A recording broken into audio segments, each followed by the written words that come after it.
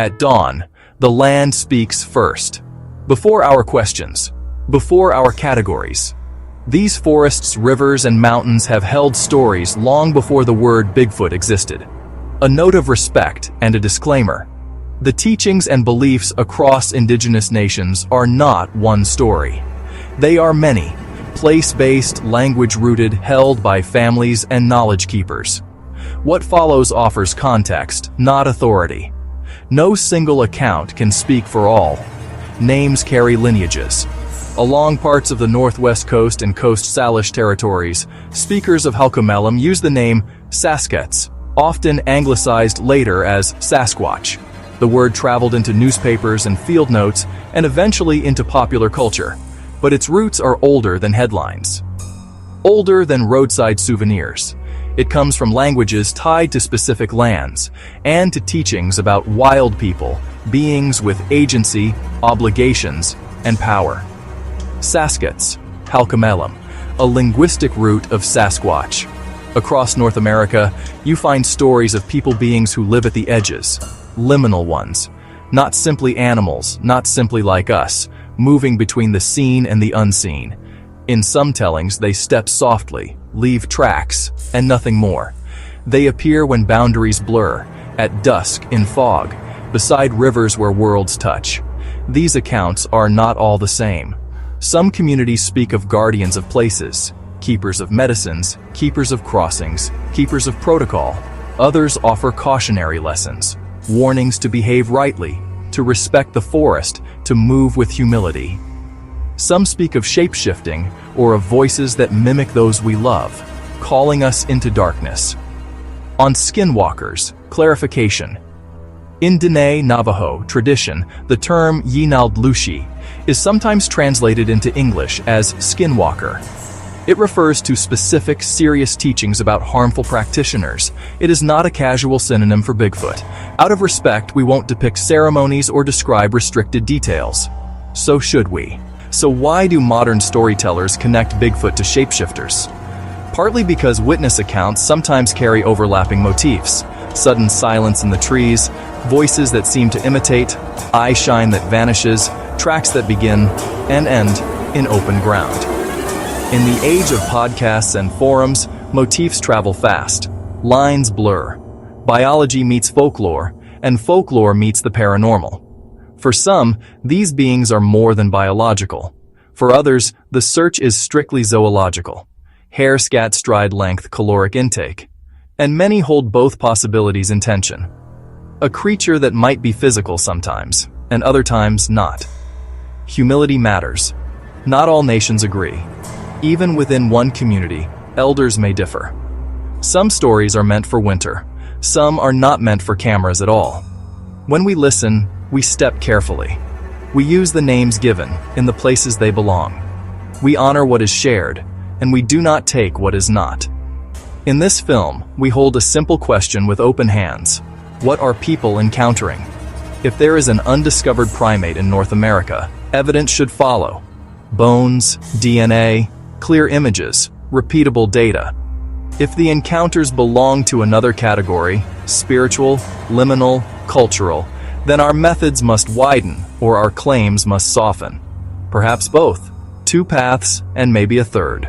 Biology, the paranormal, and the possibility that our categories are too small for an old world. We will explore each with care, skeptical, curious, and grounded in respect. We begin at the edge of the map, where languages name wild people, and where modern witnesses keep telling us they are not alone. From there we step into the present, trail reports, night walks, and the mystery that refuses to settle. Brief gap, 1.5s, fade to black, on-screen text. Beliefs vary widely across nations. No single story speaks for all. Gap 2.0's, ambient holds. And now, we turn to the modern American mystery. Fade into a back-of-head shot of a hiker glancing over their shoulder. Shallow focus.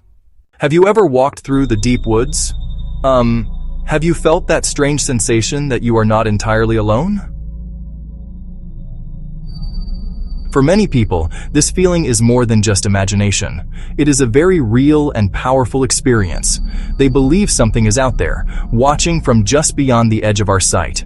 This something has a name known around the world: Bigfoot. For decades, stories have poured in from the dense forests of North America, Pacific Northwest forests, swamps of Florida. These tales speak of a large, hairy, ape-like creature that walks on two legs. It exists somewhere between a confirmed animal and a legend whispered around campfires. It is a modern American mystery. The idea of a giant, undiscovered primate captures our imagination. It taps into a deep human curiosity about the unknown parts of our planet. We have mapped the globe. We have sent probes to distant stars. Yet the possibility remains that a creature of this size could live hidden among us. The stories are compelling. They come from ordinary people from all walks of life. Hunters, hikers, loggers. These are people who know the woods well. Their accounts are often filled with genuine fear and awe. They describe a creature that is neither fully human nor fully animal, a being that defies our simple categories and understanding. For anyone who takes the Bigfoot phenomenon seriously, one question looms larger than any other, casting a long shadow over every footprint and eyewitness account. It's the complete and baffling lack of physical remains. To understand the scale of this problem, think about any large mammal that lives in the wild today. Consider the life cycle of bears, deer, or moose. They leave undeniable traces everywhere they go. Their passage is written into the landscape. They shed hair, they leave droppings, and most importantly, they eventually die. Their bones are left behind to be discovered by hikers, hunters, and scientists. A healthy population of large animals, one large enough to sustain itself for centuries, would leave behind a significant amount of physical evidence. Thousands of individuals living and dying over generations. With Bigfoot, however, the forest floor remains stubbornly, impossibly empty of any such proof. This is the great puzzle we must confront. This profound absence of evidence leads many mainstream scientists to dismiss the subject out of hand. From a purely biological standpoint, it seems impossible. A breeding population of giant primates could not exist in North America without leaving a fossil record or modern remains. Not a single bone, not a single tooth, has ever been authenticated. Proponents argue that scavengers might scatter bones, and the acidic soil of the Pacific Northwest forest might break them down over time. But these processes are not perfect. They are not absolute. We still find the remains of other animals. Why would Bigfoot be the single, solitary exception to this fundamental rule of nature? This forces the conversation beyond the comfortable confines of simple biology. Our investigation must broaden its scope. If Bigfoot is a flesh and blood animal, a species of undiscovered ape, then we are faced with a major scientific problem, a creature that seemingly defies the laws of ecology. So, we are compelled to ask ourselves, could Bigfoot be something else entirely? Could it be a paranormal entity, something that can appear and disappear at will, not bound by the physical laws that govern other living things?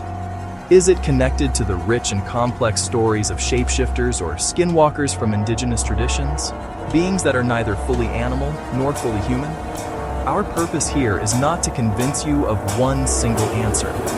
Instead, our goal is to explore the mystery from all angles, no matter how unconventional. Biological, paranormal, even extraterrestrial. Each theory attempts to solve the puzzle of invisibility. The mystery is not just about whether Bigfoot exists. It is about why, after so long and with so many stories, we are still searching for a definitive answer. The story of Bigfoot did not begin in the 20th century with blurry photographs and sensational newspaper headlines. The roots of this mystery run much deeper, woven into the rich tapestry of indigenous oral traditions across North America. Long before European settlers arrived, many First Nations and Native American tribes had stories of large, hairy, human-like beings that lived in the mountains and forests. Some were seen as gentle giants, guardians of the wilderness who watched over the land. Others were depicted as dangerous monsters to be feared and avoided. For example, Among many tribes of the Pacific Northwest, there are legends of the Saskats, from which we derive the modern name Sasquatch. This term, from the Halkomelem language, roughly translates to wild man of the woods. These beings were often described as a tribe of non-human people who lived reclusively in the most remote areas. They were said to possess great strength, a spiritual power. These were not monsters to be hunted, but powerful entities that commanded a certain reverence and caution.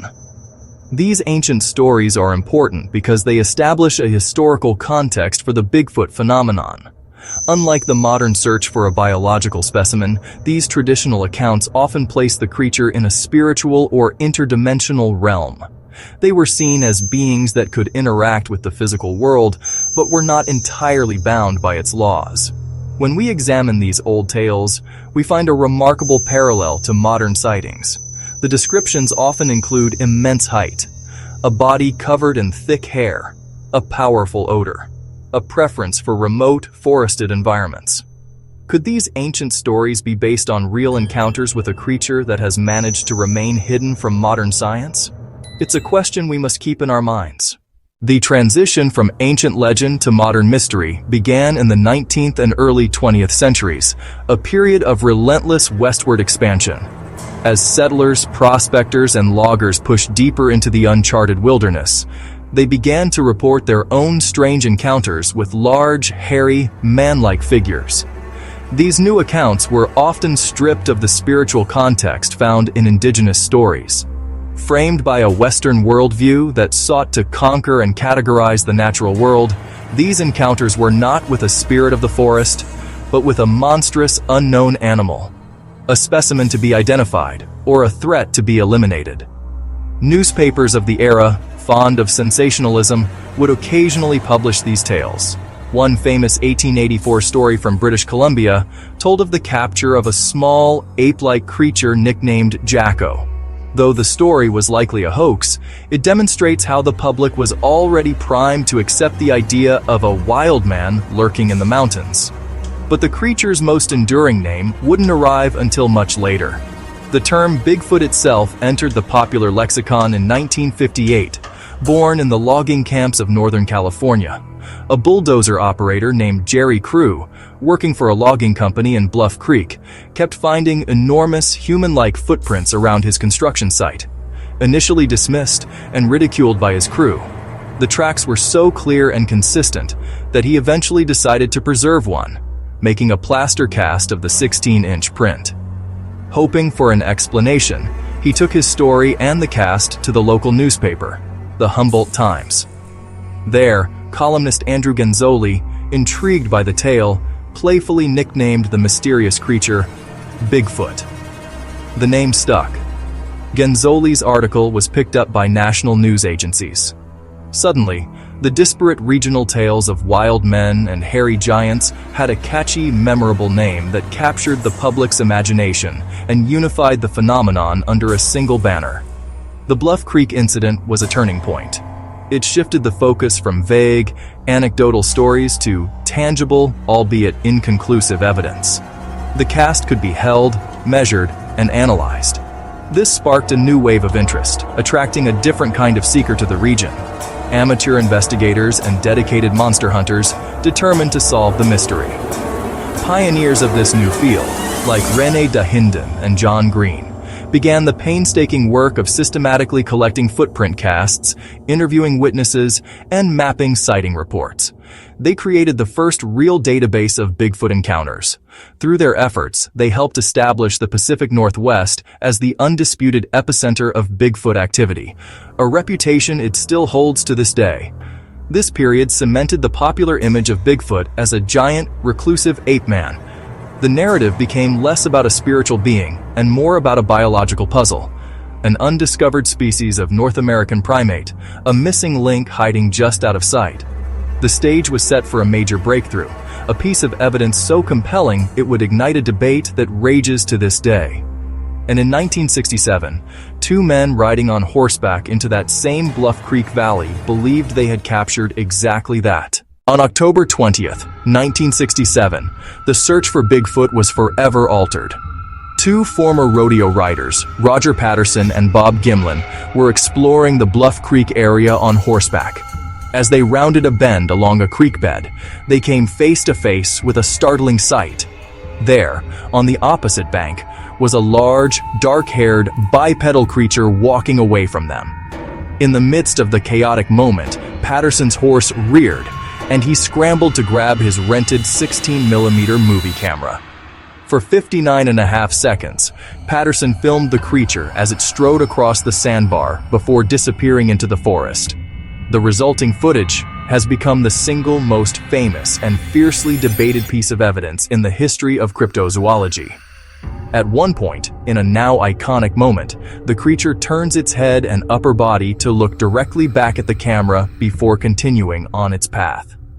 This famous frame 352 glance seems to convey a look of cautious curiosity or perhaps disdain. Believers hailed it as the definitive proof. They pointed to the creature's realistic muscle movement, its non-human proportions, and its unique compliant gait. On the other hand, skeptics have relentlessly attacked the film's authenticity. They argue that it is simply a man in a modified gorilla suit. Over the years, several individuals have come forward claiming to have been involved in the hoax, though their stories are often contradictory and lack hard evidence. Despite decades of analysis, no one has been able to definitively prove or disprove the Patterson-Gimlin film. It remains a tantalizing enigma, a moment frozen in time. So, where does this leave us? We find ourselves standing at a fascinating crossroads, a place where compelling stories meet a stubborn lack of proof. On one side, we have a mountain of anecdotal evidence that is truly remarkable. For decades, thousands of people have reported seeing the same creature. On the other side of this crossroads, however, is a vast and silent void. This is the void where the physical evidence should be. Science operates on proof that is tangible, testable, and repeatable. In the case of a large biological animal, this means we need bones, bodies, hair, or DNA. Despite more than half a century of dedicated searching, we have found nothing definitive. This complete absence of hard proof is the single greatest obstacle. This is the central conflict of the Bigfoot mystery. It is a phenomenon caught between two worlds. This leaves us in a state of open-minded skepticism. We must acknowledge the power of the eyewitness accounts, but we cannot ignore the deafening silence from the physical world. Ultimately, the question of proof versus belief remains unresolved. You can choose to believe the thousands of witnesses, or you can choose to trust the scientific method, which demands physical proof. For now, Bigfoot lives in this fascinating gray area, a modern myth that refuses to be solved, a giant question mark that continues to haunt the edges of our mapped world and our scientific understanding. Still don't believe? Well, listen to this true story in Alaska. Fog drifts in from the Gulf, swallowing shoreline and memory. Out here, the maps still whisper names after the people leave. Portlock, a fishing village that thinned, then vanished. Ledger books blame. Roads, routes, economics. But the stories left behind refuse to balance. In them, the forest breathes. The dark listens back. Hunters step off the trail and do not return. Bodies, when found, are wrong. Footprints, too long, too wide, sink into river mud. Voices carry from the timber. Not words, something lower, something old. The name is Nantinak, told as a presence that moves between the seen and the unseen. Flesh enough to leave tracks, spirit enough to never leave bones. Some say it is a guardian, others a warning. Everyone agrees the fog is never empty. Before we step into Portlock proper, we stand at the edge of the map, where proof grows thin and stories grow teeth. In the far reaches of Alaska's Kenai Peninsula, nestled against the unforgiving waters of the North Pacific, there is a place the maps still name, a ghost on the coastline. It's a name people rarely say out loud, Portlock. In the late 1940s and early 1950s, this once thriving fishing village thinned, then emptied completely. The official paper trail is mundane, a story of cold, hard economics. Boats rerouted, canneries consolidated, and jobs moved with the tides of infrastructure. But the stories told afterward, whispered in hushed tones around campfires and in the safety of neighboring villages, suggest something the ledgers could not carry. In the lore, the forest pressed back. Hunters who stepped off the beach trail did not return. Bodies, if found at all, appeared near the creeks. Broken, dismembered, wrong. Footprints. Too long, too wide, and impossibly deep, imprinted in river mud. At night, the tree line screamed, a sound that wasn't animal or human, but something agonizingly in between. The name whispered in those stories is Nantianak, described as a massive hair-covered human-like being, a liminal entity moving between the physical and the spirit world. It was said to be a protector of the land, hostile to those who took too much or stayed too long. Skeptics, of course, point out the gaps. Sensational retellings inflate numbers. Contemporary evidence for mass killings is thin to non-existent. Post-war economics and shifting supply routes explain everything that happened on the balance sheet. And yet, the legend refuses to retire. It waits on the shoreline, as persistent as fog. Decades later, a small team went back, tasked with asking whether Portlock could live again. They expected rot and silence, the quiet decay of a town reclaimed by nature. Instead, their nights grew heavy with footsteps. Not the quick scatter of small game, but the measured bipedal impacts of something massive circling the camp. Stones, big ones, some the size of a fist, arrived from the dark and thudded into the moss, a clear and deliberate act of intimidation. From the timber came sharp, spaced knocks, like a code being rapped against ancient wood, answered by more knocks farther off. A chilling call and response. Meters blinked off, radios hissed with static, and something low and guttural rolled through the trees. A vibration felt as much in the chest as it was heard with the ears. Now and then, a taller shape slipped between trunks at the edge of lantern light, never long enough for certainty, just long enough for primal doubt to take root. Television found Portlock next, rendering the encounters in higher contrast. Night vision greens, jump cuts, and the arc of thrown rocks punched up by dramatic sound design. The broad strokes matched. Disturbances around base, the sense of being watched tightening into a feeling of being hunted. But drama, by design, fills in the dark, often sacrificing nuance for narrative. Explanations divided along familiar lines. One hypothesis: a flesh and blood apex primate, strong and territorial, defending an old range from perceived intruders. A creature of immense power, but ultimately, a creature. Another, a force less measurable, something tied to place and story. A genius loci using fear, sound, and infrasonic pressure to push humans out. Between them sits the simplest human factor. Once a group believes the perimeter is alive, everything inside the circle changes. As nights stacked up, resolve frayed. Some wanted out immediately. Sleep thinned to a sliver. The constant impression of eyes just beyond the firelight eroded judgment and frayed nerves raw. Even the cautious, methodical steps of a scientific survey began to falter under the psychological weight. The team withdrew, before injury, before an absence could become another tale told in low voices. They left not with answers, but with more profound questions. So what remains at Portlock? Was the village shadowed by something we would call supernatural, a true haunting? Was Nantianak a species science has not yet catalogued, a relict hominid clinging to existence in the planet's last wild places? Or did fear itself, amplified by isolation, darkness, and the power of memory, become the deadliest presence on that coast? The shoreline is still there, the buildings still slump, and the fog still rolls in, blanketing the ruins.